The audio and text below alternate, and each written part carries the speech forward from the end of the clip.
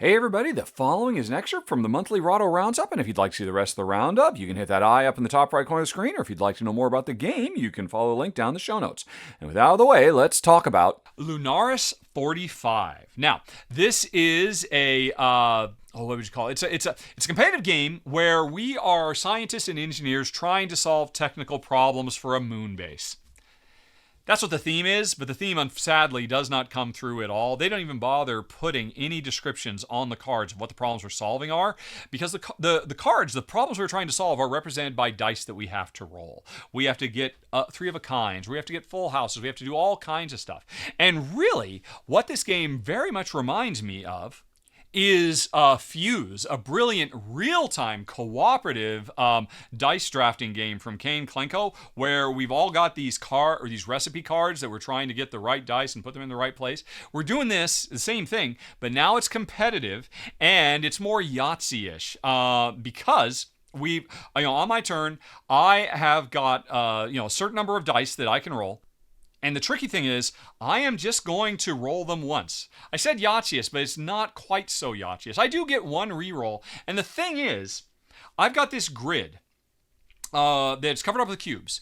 And one of the things I can do at the beginning of my turns is, if I want to invest in it, I can claim one of those cubes, upgrading my operation. And there's three ways I can upgrade my operation. So I can roll more dice on my turn, or so that I can get more re-rolls of my existing dice, or so that I can swap dice from a common pool.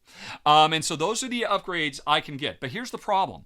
Every time I do one of those upgrades, I take those cubes and I put them on the value track. Because when I complete these cards, when I eventually get three of a kind on a card or whatever, or all my dice together have to equal 20 or more, and there has to be 4 dice that equal 20 or more, or something like that, whatever it might be.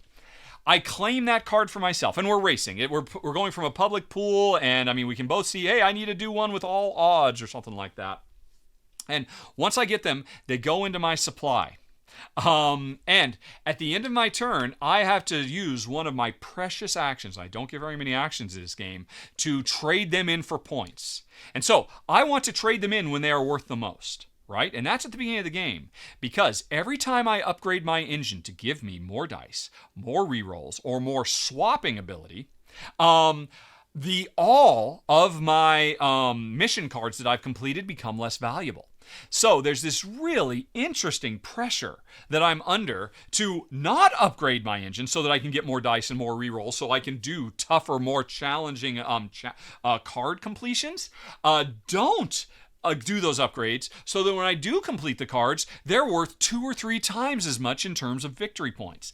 And that is a brilliant and beautiful bit of tension, because the more capable I am, the less good I am at selling talking up my achievements, and I won't get as many points for them. And I love that idea. It is so interesting every round trying to decide how you are going to balance that. But that's not all, because the other thing is, like I said, after I've made that upfront choice of whether I'm going to upgrade my operation, I'm going to roll my dice, maybe have some rerolls, maybe have some swaps, maybe not, and try to complete one of the 3 publicly available objectives. Right?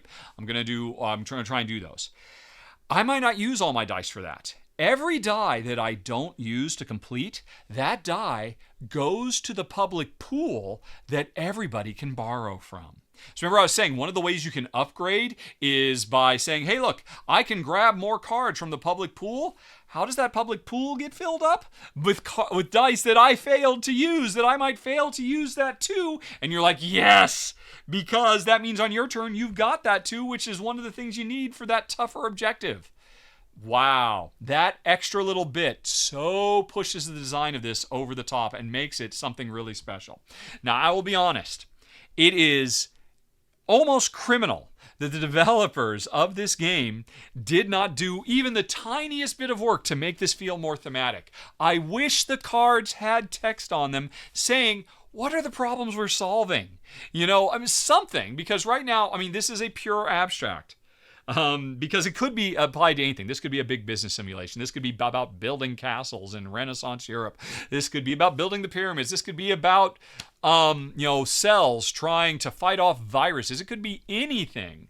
And I wish there was a little bit more theme here because the gameplay is so crackerjack, so smart. I'm basically knocking it down a few because they could have done a bit more work and made it a bit more thematically engaging.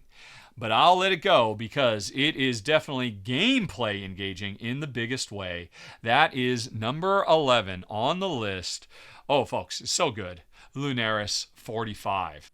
And thanks for watching, folks. If you enjoyed it, please like and subscribe. It makes a huge difference, believe me. But with that out of the way, if you'd like to see some more, over on the left, you can find a playlist of a whole bunch more Rahdo Rapid reviews. Up in the top right, there's the latest thing that's been added to the channel. And in the bottom right, you've got something YouTube recommends. Okay, folks, thanks for watching.